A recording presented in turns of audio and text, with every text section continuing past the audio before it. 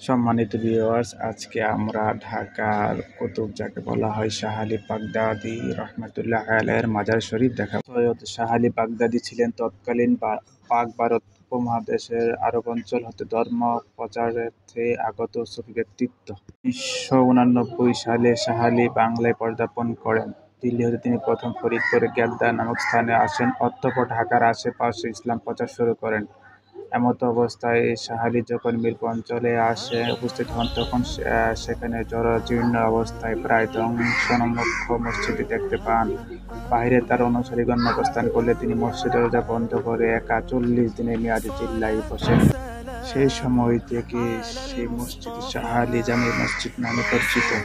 সেই সময় থেকে ঢাকার মিরপুরে তার নাম অনুসারে শাহ আলী থানা এবং শাহ আলী মহিলা কলেজ ও শাহ আলী বাগদাদী কামিল মাদ্রাসা রয়েছে।